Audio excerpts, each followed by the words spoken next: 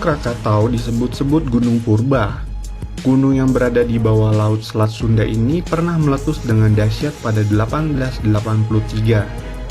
Sejak saat itu gunung ini dikenal dunia karena letusannya. Memakan korban kurang lebih 36.000 jiwa dengan daya ledak diperkirakan mencapai 30.000 kali bom atom yang diledakkan di Hiroshima dan Nagasaki di akhir Perang Dunia Kedua.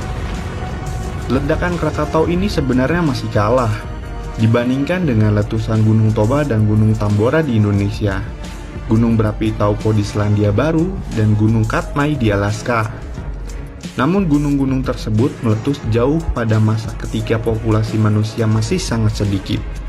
Sementara Gunung Krakatau meletus pada saat era modern dimulai dan populasi manusia sudah cukup padat. Awal modernisasi ilmu sains dan teknologi telah berkembang, telegraf sudah ditemukan, dan kabel bawah laut sudah dipasang. Dengan demikian, dapat dikatakan bahwa saat itu letusan ini menjadi satu-satunya letusan gunung api yang paling besar dan paling mematikan di era modern sepanjang peradaban manusia. Melihat kawasan Gunung Krakatau di Selat Sunda, para ahli memperkirakan bahwa pada masa purba terdapat gunung yang sangat besar di Selat Sunda, yang akhirnya meletus dahsyat dan menyisakan sebuah kaldera atau kawah besar yang disebut Gunung Krakatau Purba. Merupakan induk dari Gunung Krakatau yang meletus pada 1883, gunung ini disusun dari bebatuan andesitik. Letusan Krakatau Purba diperkirakan pada tahun 416 Masehi.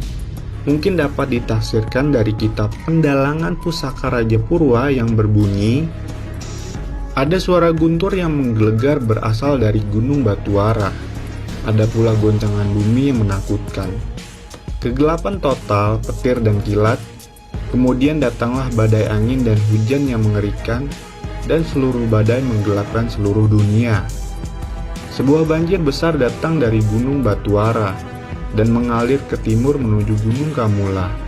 Ketika air menenggelamkannya, Pulau Jawa terpisah menjadi dua, menciptakan Pulau Sumatera. Pakar geologi Bironjos Escher dan beberapa ahli lainnya berpendapat bahwa kejadian alam yang diceritakan berasal dari Gunung Krakatau Purba, yang dalam teks berarti disebut Gunung Batuara. Menurut Pustaka Raja Purwa, tinggi Krakatau Purba ini mencapai 2000 meter di atas permukaan laut, dan lingkar pantainya mencapai 11 km.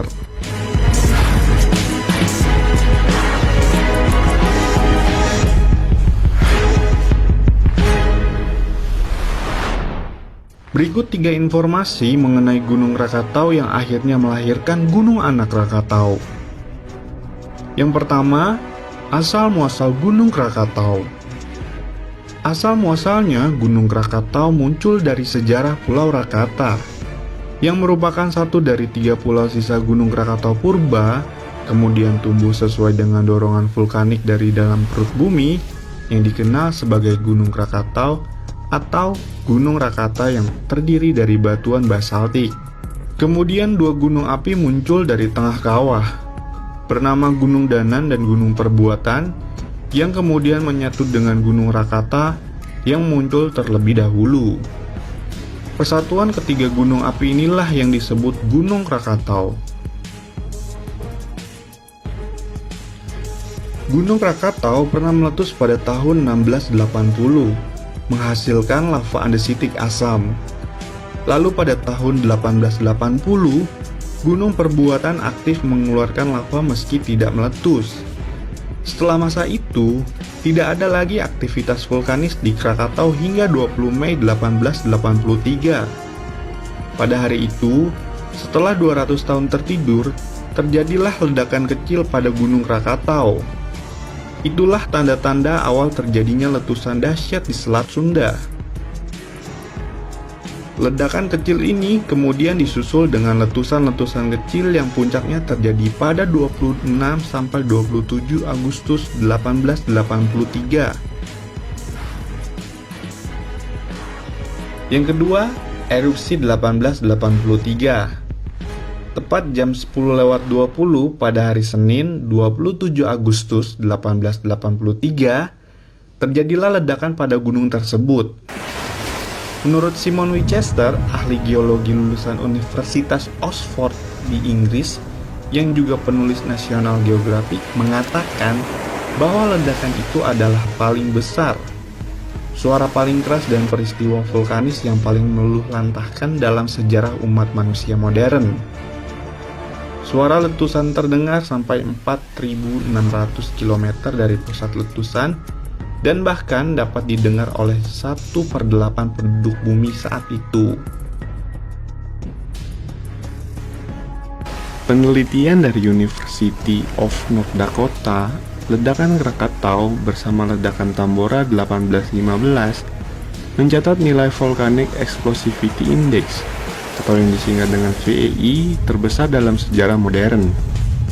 The Guinness Book of Record mencatat ledakan Krakatau sebagai ledakan yang paling hebat yang terekam dalam sejarah.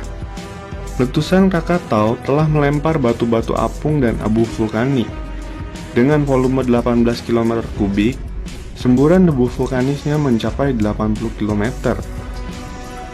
Benda-benda keras yang berhamburan ke udara itu jatuh di dataran Pulau Jawa dan Sumatera. Bahkan sampai ke Sri Lanka, India, Pakistan, Australia, dan Selandia Baru. Letusan itu menghancurkan Gunung Danan, Gunung Perbuatan, serta sebagian Gunung Rakata, di mana setengah kerucutnya hilang, membuat cekungan selebar 7 km dan sedalam 250 meter. Tsunami juga terjadi saat itu, dengan gelombang laut setinggi 40 meter menghancurkan desa-desa dan apa saja yang berada di pesisir pantai. Tsunami ini timbul bukan hanya karena letusan, tetapi juga longsoran bawah laut. Tercatat jumlah korban yang tewas mencapai 36.417 orang, berasal dari 295 kampung kawasan pantai, mulai dari Merak di kota Cilegon hingga Cilamaya di Karawang, pantai barat Banten hingga Tanjung Layar di Pulau Panaitan, ujung kulon, serta Sumatera bagian selatan. Di ujung kulon, air bah masuk sampai 15 km ke arah barat. Keesokan harinya, sampai beberapa hari kemudian, penduduk Jakarta dan Lampung pedalaman tidak lagi melihat matahari. Gelombang tsunami yang ditimbulkan bahkan sampai merambat ke pantai Hawaii, pantai barat Amerika Tengah, dan semenanjung Arab yang jauhnya 7.000 km. 3. Kelahiran Gunung Anak Krakatau. Lahirnya Anak Krakatau tahun 1927 atau kurang lebih 40 tahun setelah meletusnya Gunung Krakatau, muncullah gunung api yang dikenal sebagai Anak Krakatau dari kawasan kaldera purba yang masih aktif dan tetap bertambah tingginya. Kecepatan pertumbuhan tingginya sekitar 0,5 meter atau 20 inci per bulan. Setiap tahun ia menjadi lebih tinggi sekitar 6 meter atau 20 kaki dan lebar 12 meter atau 40 kaki. Catatan lain menyebutkan penambahan tinggi sekitar 4 cm per tahun. Dan jika dihitung, maka dalam 25 tahun penambahan tinggi Anak Krakatau mencapai 190 meter atau 7.500 inci atau 500 kaki, lebih tinggi dari 25 tahun sebelumnya. Penyebab tingginya gunung ini disebabkan oleh material yang keluar dari perut gunung itu sendiri. Saat ini ketinggian Anak Krakatau mencapai 230 meter di atas permukaan laut. Sementara Gunung Krakatau sebelumnya memiliki tinggi 813 meter dari permukaan laut. Simon Winchester pernah berkata, sekalipun apa yang terjadi dalam kehidupan Krakatau yang dulu sangat menakutkan, realita-realita geologi, seismik serta tektonik di Jawa Sumatera yang aneh akan memastikan bahwa apa yang dulu pernah terjadi suatu ketika akan terjadi kembali. Tak ada yang tahu pastinya kapan Anak Krakatau akan meletus. Beberapa ahli geologi memprediksi letusan ini akan terjadi antara 2015 sampai 2083. Namun pengaruh dari gempa di dasar Samudra Hindia pada 26 Desember 2004 juga tidak bisa diabaikan. Sedangkan menurut Profesor Ueda Nakayama, salah satu ahli gunung api berkebangsaan Jepang, Anak Krakatau masih relatif aman, meski aktif dan sering ada letusan kecil. Para pakar lain juga menyatakan tidak ada teori yang masuk akal tentang anak Krakatau yang akan meletus kembali. Kalaupun ada, minimal 3 abad lagi atau sesudah 2325 Masehi. Namun yang jelas, angka korban yang ditimbulkan lebih dahsyat dari letusan sebelumnya. Tidak ada yang tahu pastinya kapan peristiwa itu akan terulang kembali. Semoga saja peristiwa pilu itu tidak akan terulang seperti apa yang sudah diprediksikan. Manusia boleh mengira-ngira, tapi kuasa dan takdir Tuhanlah yang menentukan. Kita berdoa agar esok dan seterusnya bumi pertiwi tetap dalam lindungan Tuhan Yang Maha Esa. Dan itulah sejarah Gunung Api Purba di Selat Sunda.